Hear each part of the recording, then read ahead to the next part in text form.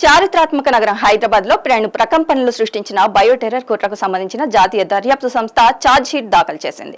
నగరానికి చెందిన డాక్టర్ మొహినుద్దీన్ సహా ముగ్గురు నిందితులపై ఎన్ఐఏ ప్రత్యేక కోర్టులో తాజాగా ఛార్జ్ షీట్ దాఖలు చేసింది. సామూహిక జన సమూహాలను లక్ష్యంగా చేసుకుని విష ప్రయోగం ద్వారా వారిని చంపి విపత్తు సృష్టించాలని ఈ ముఠా ప్లాన్ చేస్తున్నట్లు దర్యాప్తులో తేలింది. ఈ కుట్రలో ప్రధాన నిందితుడైన డాక్టర్ మొహినుద్దీన్ అమ్జద్ మరో వ్యక్తి కలిసి బహిరంగ ప్రదేశాల్లో విష ప్రయోగం చేసేందుకు ప్లాన్ చేశారు. అత్యంత ప్రమాదకరమైన రీసిన్ అనే విష పదార్థాన్ని ఉపయోగించి సామూహిక హత్యలకు వీరు పాల్పడాలని నిందితులు భావించారు. తొలుత గుజరాత్ లో భారీ ఎత్తున జరిగే ఉత్సవాలు, బహిరంగ సభలను లక్ష్యంగా చేసుకుని ఈ విష ప్రయోగానికి మొహినుద్దీన్ గ్యాంగ్ ప్రణాళిక సిద్ధం చేసింది.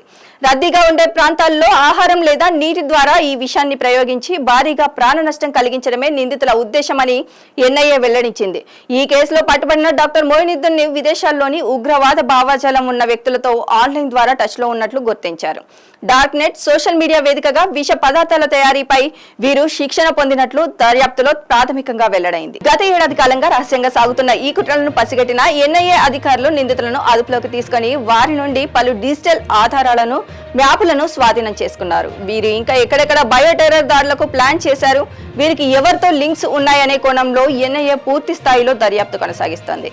ఏమిటి రిసిన్? ఆముదపు గింజల నుండి తయారయ్యే అత్యంత ప్రమాదకరమైన పదార్థమే ఈ రిసిన్ విషం. దీన్ని పొడి రూపంలో, గాలి స్ప్రే రూపంలో లేదా ఆహారంలో కలిపి విషంలో ప్రయోగించవచ్చు. ఇది శరీరంలోకి ప్రవేశించి కొన్ని గంటల్లోనే నాడీ కణాలను, రక్త కణాల పనితీరును దెబ్బతీసి ప్రాణాలు తీస్తుంది.